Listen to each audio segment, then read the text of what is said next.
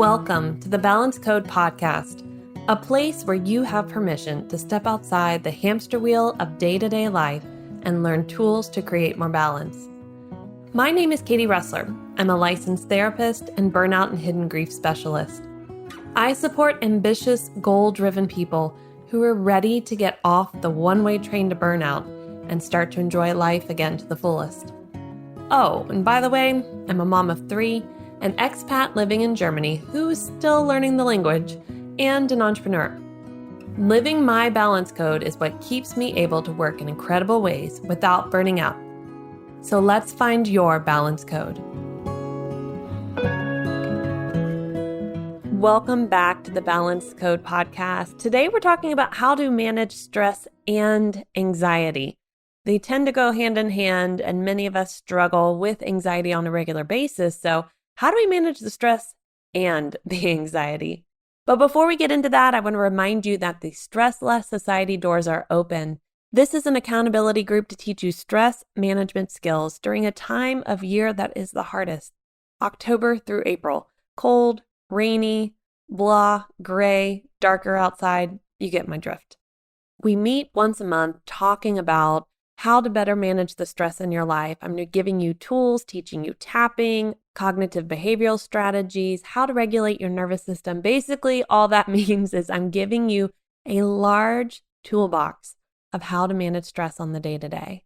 Then in the group, you've got the accountability of using those tools, practicing them, trying things out, seeing what works, what doesn't.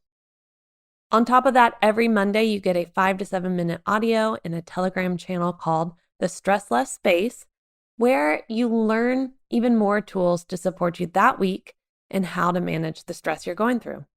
So if this sounds like a group you want to know more about, then look in the show notes at the Stress Less Society and see if it's the right fit for you. We all have busy lives, and I have created this group and program to make sure that it fits even the busiest of schedules. So check that out in the show notes. Okay, let's get into managing stress and managing anxiety and the challenges we face with the two.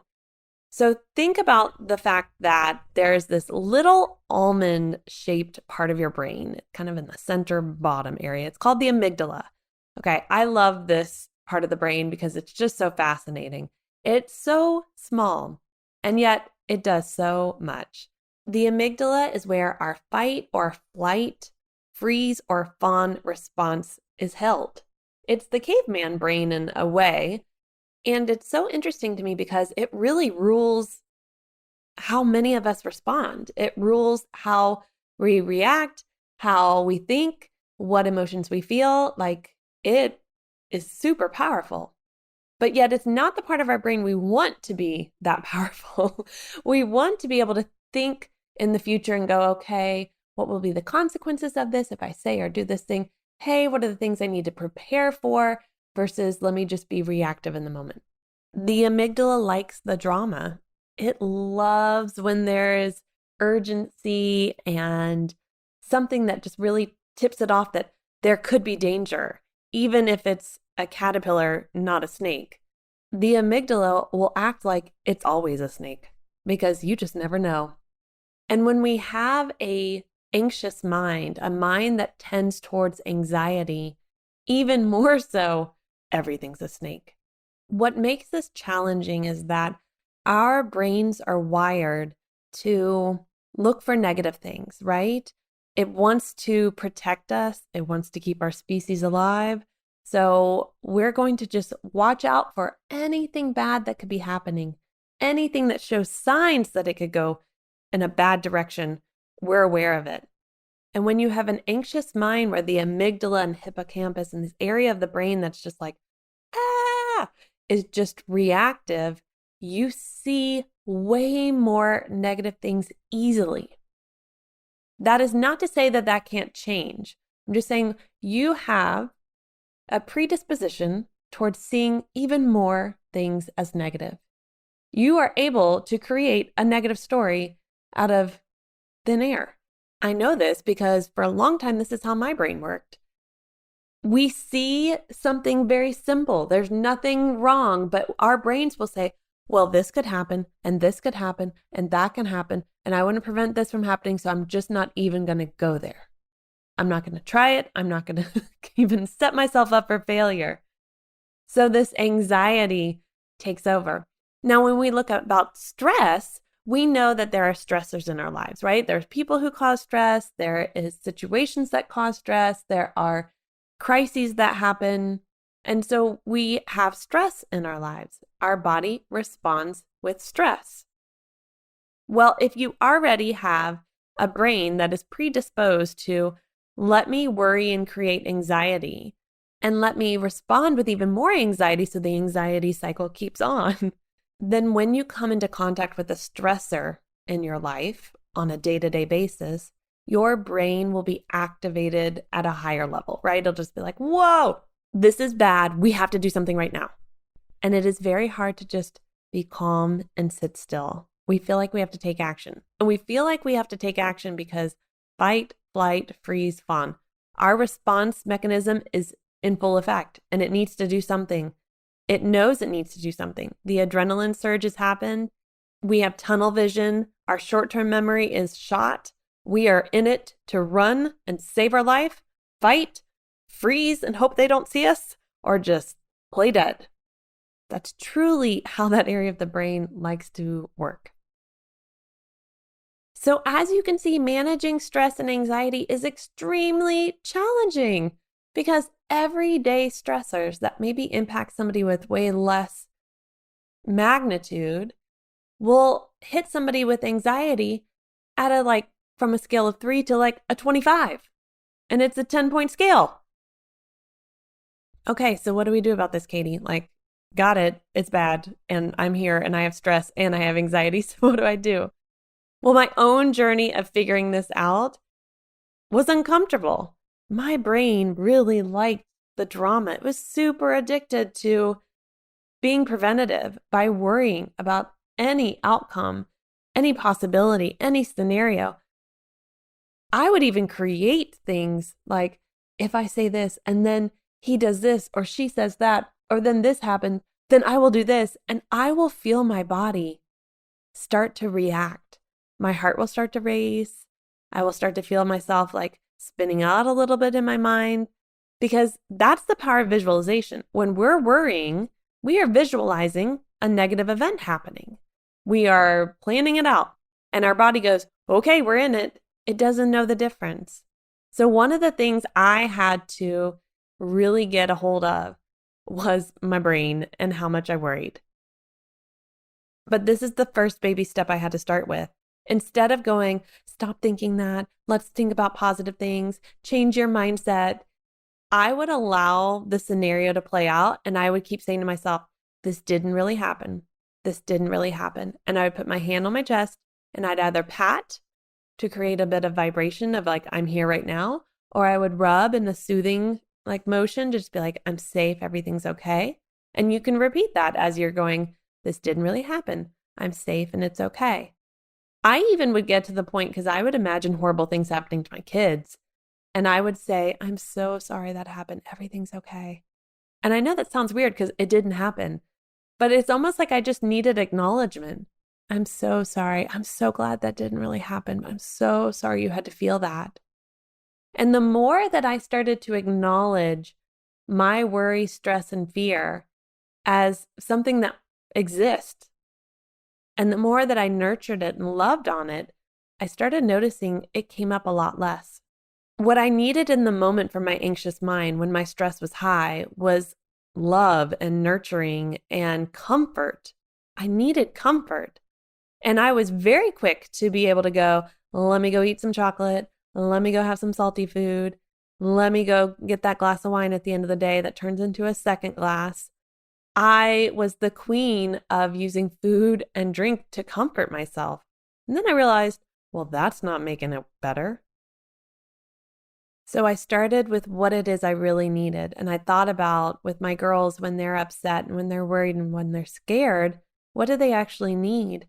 They need acknowledgement of their fears, not to be told, oh, that won't happen. Don't worry about it, and placate them, but to really acknowledge that is scary.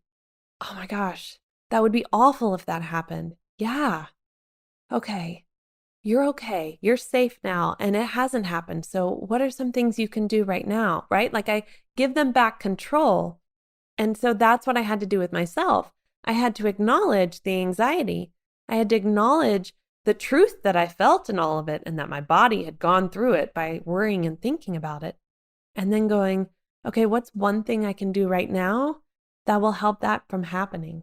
And that activates our prefrontal cortex, which is like our forehead, basically, right? Like the front area of our brain. That doesn't finish developing until our mid 20s. It used to be like early 20s, and then now they do more research. It's like mid 20s. So I kind of like to say mid to late 20s, but somewhere around then, it is finished developing. So our ability to think in the future, to go, what might happen if I do this, and not worrying, but in a like, hey, natural consequences. This could happen. Okay, so I don't want to do that. Let me think about this. We want to activate that area of the brain, but you cannot do that until you calm the amygdala. That little almond in your head needs love. And I know that sounds like some of you are like, okay, Katie, but I am serious. It needs comfort. When that area of the brain calms down, taking deep breaths, reminding yourself you're safe. I'm so sorry that happened. I'm so glad that didn't really happen in real life. Everything's fine. I'm safe right now. Let me comfort myself through healthy ways and not numb this. Okay. Okay, so what is one step I can take right now to change that outcome? What is the one thing I can control right now? Okay, you know what? I can control this. Okay, I'm going to go do that one thing.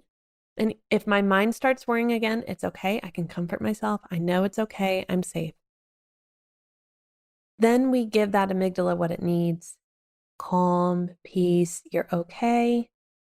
And it might be that your stress cycle is activated so much, and more than likely because of the anxiety level you experience on a regular basis, that things like going for a brisk walk, meaning like walk with a good pace, or doing some jumping jacks in the moment, or let's say, hey, Katie, I have to be really careful with exercise right now, or, I have knee injury or things like that.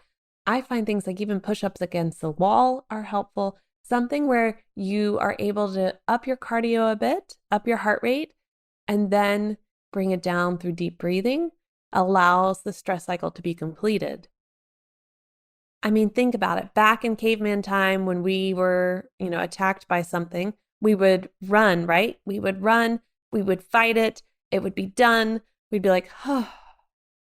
So we had our cardio system kicked into gear to react. But when we're like sitting at our computer all day or stuck in traffic, you can't do that. So you have to complete the cycle at a different time in the day. And I'm not saying you need to like go for a sprint like you're running from something, but you do need to increase your heart rate, allow that stuff to flush out, allow the hormones to flush out, allow it all to just go, and then relax. My runners out there know this. You guys know this too. When I go for a run and I do it with intention of like, let me release that stuff, there's a point where my mind gets clear, endorphins, dopamine, thank you. And then I like stop and stretch and I just feel, oh. So you can go for a bike ride. Like I said, you can do some things. You can just play soccer outside in the garden with your kid, right? Like you can just do something that raises up that energy level to go, okay, I'm releasing this. I'm getting this out of my system. And even if you don't have anxiety, you need to be doing this on a regular basis. So this is relevant to all of us. But I have a feeling a lot of the people who listen to this struggle with some anxiety, have some worries and fears, some things that get kicked up. So it's important that we have some tools on how to manage the stress and the anxiety better. So the first thing is we're going to be nurturing ourselves, right? Giving ourselves some comfort to calm ourselves down, to think about the thing we can do next. We're going to be making sure that we complete that stress cycle, whatever that looks like for you. I'm sorry, breath work and journaling, that's not what's going to help. If you're going to do breath work, then you're going to do really intentional deep breaths in and deep breaths out, blowing out through your mouth. Like I want deep breath in, full on, fill up your lungs as much as you can, deep breath out. Really intensely doing that. And doing that for 5 to 10 breaths and then bringing it down to less intense. And you can do that box breathing, right? The breathing in for the count of 4 or 6, holding it for 2 to 3, and breathing out 6 to 8, right? And then holding 2 to 3 and doing that. And lastly, I would really love you to start mind dumping. It sounds funny, doesn't it? I want you to get a piece of paper and a pen or a pencil or a marker, whatever you have around you, crayon, and just mind dump. Write all the stuff you're worried about, all the stuff you're thinking about, all the stuff on your to-do list, all the stuff that you need to plan. Mind dump it. Dump it all out on the paper. When we're holding on to all of that, it's that mental clutter, we're exhausting ourselves. And then we're adding to our stress levels and we're adding to our anxiety. So the more that we can just get it all out, have a more bird's eye view to what it is that's on our plate and go, okay, these things are grouped together. They go over here. These worries and stresses, they're a part of my circle of concern. I don't really have any influence over them. So I just need to comfort myself through those worries and stresses and put those over here. It's almost like compartmentalizing, but not avoiding, right? Like I'm going to address you later, but just not right now. These things I can do right now. This type of thing I can plan right now, or I can make that call later on. And it just simplifies the process completely. That mind dump can really calm your mind, really, really calm your mind. So those are your 3 things for managing stress and anxiety. And please know you're not alone. I find that some of the most successful people, like the people I like to read about or follow and listen to, when they're completely honest, they share about their high levels of anxiety and how they're managing their stress and balancing it all. And I'm like, okay, I'm normal. So please know that you are. And if you see people around you who look like they're managing their stress better or don't seem to be fazed by the stress, I just tell you right now, challenge yourself, because stress management is a life skill set, just like being a good communicator. And you can be an introvert and be a great communicator and still not really enjoy it. And deep inside, feel the anxiety, but you have learned the tools and skill set and you've practiced enough that you're like, I got this. I don't enjoy it. It's the same with stress. I, Katie, might look like super calm on the outside, but inside I am not happy. I'm not like, oh, this is a breeze. I'm at the beach. No, I am not. But I have learned the stress management tools that work for me. And that's what I want you to discover for you. Okay. So go try out those 3 tools. Let me know what worked for you. Tag me on social media or send me an email at info@katierussler.com and let me know which of these tools you're going to start trying and practicing so they become part of your toolkit. And I really encourage you to check out the Stress Less Society in the description below, as well as the Stress Less Space. I'll make sure to have info about that below as well. And that's my monthly membership where you can learn one tool every week on Monday through a private Telegram channel.